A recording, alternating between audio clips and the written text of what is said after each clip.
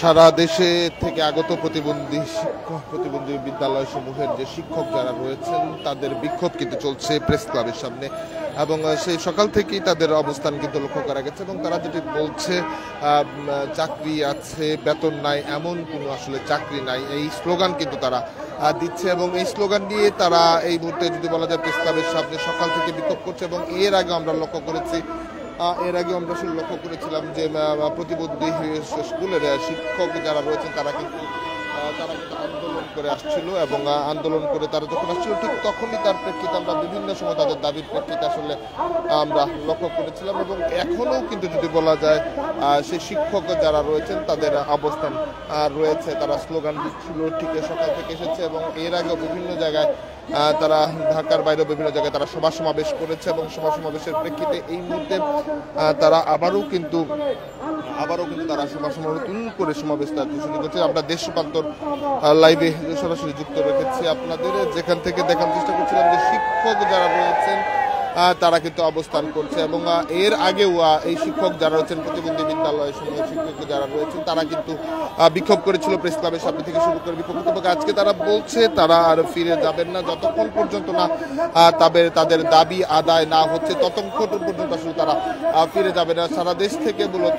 তারা এসেছেন এবং এসেই তারা তাদের যে বিক্ষোভ সেই বিক্ষোভটি তারা করছেন। আমরা সরাসরি দেশ বদলাবে আপনাদের যুক্ত করেছি। তারা বলছে এমপিও ভুক্ত তারা চায় তাদের এই স্কুল সমূহে প্রতিবন্ধী বিদ্যালয় সমূহ যেগুলো রয়েছে সেখানে তাদেরকে এমপিও ভুক্ত করতে হবে এবং তারা অভিযোগ তুলেছে তারা চাকরি করছেন কিন্তু তাদের কোনো ধরনের বেতন আসলে দেয়া হচ্ছে না, এমনকি কিন্তু তাদের পক্ষ থেকে দাবি তোলা হচ্ছে এবং তারা দাবি করছে যতক্ষণ পর্যন্ত তাদের এমপিও ভুক্তের সিদ্ধান্ত আসছে এবং তারা এই দাবিগুলো যতক্ষণ বাস্তবায়ন না দিচ্ছে ততক্ষণ তাদের এই বিক্ষোভ সেটা কিন্তু তারা চলছে এবং চালাচ্ছে। এবং প্রেস ক্লাবের সামনের থেকে যদি বলা যায় কয়েক শতাধিক শিক্ষক তারা কিন্তু এই মুহূর্তে পুরো প্রেস ক্লাব এলাকা জুড়ে কিন্তু তাদের যে অবস্থান সে অবস্থান করছে এবং পাশেই পুলিশের এক ধরনের সতর্ক অবস্থান রয়েছে। তবে পুলিশ এখন পর্যন্ত কোনো বাধা দেওয়ার কিংবা কোনো রকমের ঘটনা কিন্তু লক্ষ্য করা যায়নি। তবে তারা বারবারই বক্তব্যের মধ্যে তারা আশঙ্কা করছিলেন তাদেরকে যদি বাধা দেওয়া হয়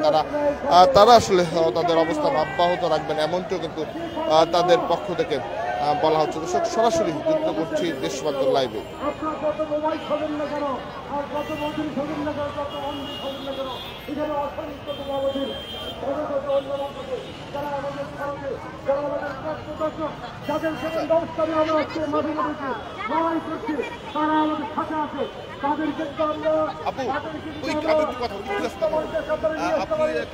বলছিলেন আজকের অবস্থানটা কারণে কি বলবেন? আসসালামু আলাইকুম। আজকের অবস্থানটা হচ্ছে আমাদের প্রতিবন্ধী বিদ্যালয়গুলো লাঞ্ছনা প্রবঞ্চনার শিকার। দীর্ঘ 17 বছর ধরে এই প্রতিষ্ঠানগুলো এমপিও স্বীকৃতির আওতায় আসে নাই। এর আলোকে 2009, 13 এবং 17, 19 এই 4টা নীতিমালা করার পরেও আজ পর্যন্ত প্রতিষ্ঠানগুলোরই হয় নাই। 19 নীতিমালার শেষ অবধি আমাদের 1-20 জানুয়ারি একই সাথে সারা বাংলাদেশে 12টা থেকে 12টা 5 মিনিটের ভিডিও ফুটেজ নাই। সরকারি কর্মকর্তা ওখানে অবধারিত রেখে তাদের দাঁড় করে রেখে একটা ভিডিও ফুটেজ সহ অনলাইনে আবেদন না, কিন্তু এই অনলাইনে আবেদন পর আমাদের পরিদর্শন চলছে, রিপোর্ট চলছে, কিন্তু আজ পর্যন্ত প্রতিষ্ঠানগুলো স্বীকৃতি এমপিওর দাবি আসে নাই। তার জন্য আমরা এসেছি প্রত্যেকটা প্রতিষ্ঠান অনতি বিলম্বে স্বীকৃতি এমপিও দিবেন। হ্যাঁ, আমরা দীর্ঘ এক একজন 26 বছর, 13 বছর, 9 বছর এরকম অবস্থানে আছি প্রতিষ্ঠানগুলোর সাথে সম্পৃক্ত। আমরা এই প্রতিষ্ঠানগুলোতে একদম নিজ অর্থায়নে ছেলে মেয়েকে শিক্ষা দিয়েছি। আমাদের বাচ্চাগুলোকে বিভিন্ন সময় মিড ডে দিতে হচ্ছে, আমাদের খাবার দিতে হচ্ছে, ওদের প্রয়োজনীয় সামগ্রী দিতে হচ্ছে, শিক্ষা উপকরণীয় সকল কিছু আমাদের নিজস্ব অর্থায়নে দিতে হচ্ছে। কিন্তু আমাদের এই শিক্ষা প্রতিষ্ঠানগুলো এমপিও না হওয়ার কারণে আমরা বেতন পাই না।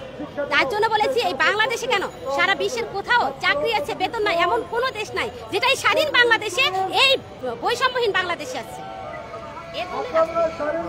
শুনছিলেন তারা বলছে চাকরি আছে কিন্তু বেতন নেই এবং এটার জন্য তাদের যে অবস্থান কর্মসূচি তারা অব্যাহত রাখবেন, এমনটি তাদের পক্ষ থেকে বলা যায়। দর্শক এই ছিল দেশ রূপান্তর লাইভে। পরবর্তী আপডেট পেতে দেশ রূপান্তরের সঙ্গেই থাকুন।